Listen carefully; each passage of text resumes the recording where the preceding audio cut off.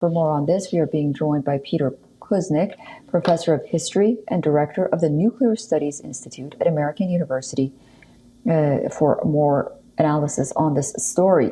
Peter, thank you for joining us again on WION. So the likelihood of former President Donald Trump pushing for these strategies that his advisors are talking about regarding Ukraine and Russia, what are the likelihood, and do you think that he might take this advice if he does become president? Well, you have to remember that Trump is rather unpredictable.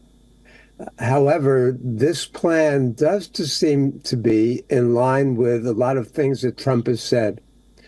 Trump has criticized the war from the beginning and criticized the U.S. support for Ukraine. Trump also has been saying recently that Putin was provoked into doing this by NATO expansion up to Russia's doorstep and by the prospect of Ukraine joining NATO. So this plan that's been put forward is not that out of the box compared to what others have been calling for. Putin himself has been calling for something along these lines, although Putin's demands are a little more expansive.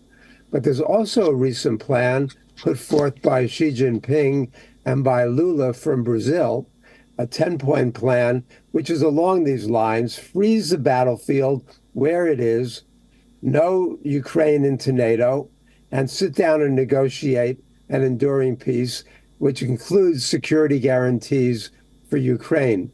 So could Trump do this? Yes, this is certainly within the realm of possibility for Donald Trump.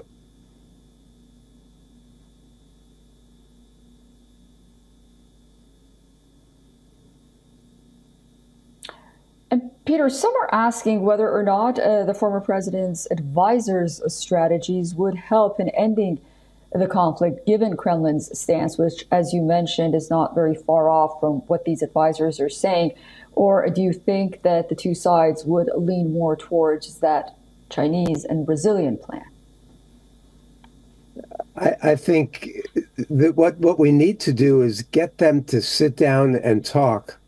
They need to negotiate. What's missing right now is any semblance of diplomacy. And so we need to get them in the room together, let them hammer out a final agreement, or at least a ceasefire and an agreement for the near future. The killing is going on, the destruction is going on, and the threat of a broader war is growing by the day, with the use of Ukraine's use of U.S. weapons to attack in Crimea, and the counter position by Putin and his top advisors. We are getting closer and closer to World War III. So there has to be a sense of urgency. I don't want to see us wait until November or January. If Trump got elected and got into office, we might not even be here by then. So we need to sit down and negotiate now. We need Guterres to set up a summit meeting and peace negotiations, and we need to get to the negotiating table as quickly as possible.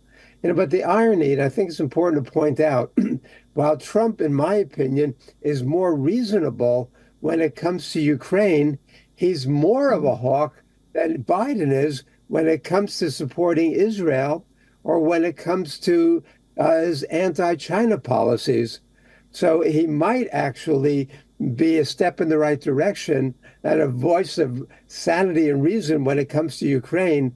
But I see him as being even more dangerous when it comes to supporting Israel blindly and when it comes to attacking China. So what we gain on one front, we might lose on the other two. But we need to move quickly toward diplomacy on Ukraine, and Trump's advisors seem to be urging that. Mm-hmm. Yeah, he's mentioned that a few times in interviews as well. Well, we'll be watching very soon. Peter Kuznick, it's always a pleasure to talk to you. Thank you for joining me this morning. My pleasure. Thank you. For all the latest news, download the WION app and subscribe to our YouTube channel.